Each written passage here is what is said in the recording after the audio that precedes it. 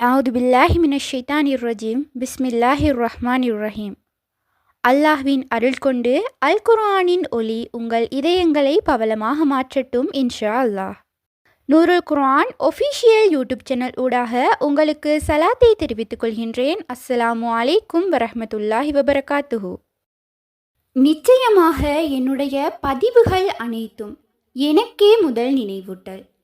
இன்றைய பதிவில் நாம் பார்க்க இருப்பது, நம்முடைய விதியை மாற்றிக்கொள்ள விரும்பினால் ஓதக்கூடிய திருக்குர்ஆனினுடைய ஒரு வசனத்தை பற்றித்தான் இன்ஷா அல்லாஹ் இன்றைய பதிவில் நாம் பார்க்க இருக்கின்றோம்.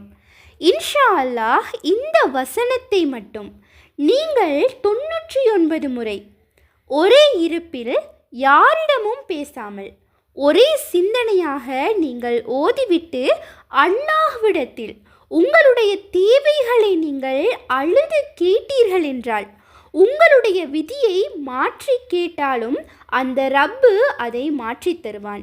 ஏனென்றால் அப்படியான பொக்கிஷமான ஒரு ஆயத். இன்றைக்கு இருக்கக்கூடிய சூழ்நிலைகளில் ஏதாவது ஒரு தவிப்பில், ஏதாவது ஒரு ஏக்கத்தில், ஏதாவது ஒரு தேடலில் தான் நாம் வாழ்ந்து கொண்டிருக்கின்றோம். நம்முடைய விதி மாறிவிடாதா? அல்லாஹ் நம்முடைய விதியை மாற்றி எழுதிவிட மாட்டானா? இவ்வளவு சிரமத்திலிருந்து நான் வெளியில் வந்துவிட மாட்டோமா? நம்முடைய ஆசைகள் விருப்பங்கள் எல்லாம் நமக்கு பூர்த்தியாகிவிடாதா? அப்படியான ஆர்வத்தில் நாம் காத்து கொண்டிருக்கின்றோம். எனவே அப்படியான அந்த ஆசையை நிறைவேற்றி தரக்கூடிய அற்புதமான ஆயத்.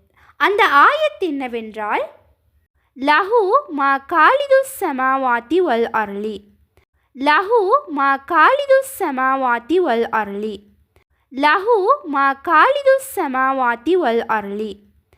வானங்களுடையவும் பூமிகளுடையவும் திறவுகோல் அவனுக்குரியவையே. எவ்வளவு அற்புதமான வசனம் என்று பாருங்கள். வானத்தில் இருப்பது, பூமியில் இருப்பது அனைத்துக்குமே திறவுகோல் அல்லாஹ்விடம்தான் இருக்கின்றது. இன்னும் விதியை மாற்றிக்கொள்ளக்கூடிய வலிமை நம்முடைய துஆவுக்கு இருக்கின்றது. எனவே விதியை மாற்றிக்கொள்ளக்கூடிய வானத்தில் இருப்பது, பூமியில் இருப்பது அனைத்தையுமே மாற்றியமைக்கக்கூடிய சக்தி படைத்த அந்த ரப்பிடம் இந்த வசனத்தை ஓதி உங்களுடைய தேவைகளை அழுது அல்லாஹ்விடம் கேளுங்கள். அதுவும் பிடிவாதமாக கேளுங்கள். அந்த ரப்பு உங்களுடைய அத்தனை தேவைகளையும் கபூலாக்குவான். உங்களுடைய விதியை மாற்றி கேட்டாலும் அந்த ரப்பு கபூலாக்கி தருவான்.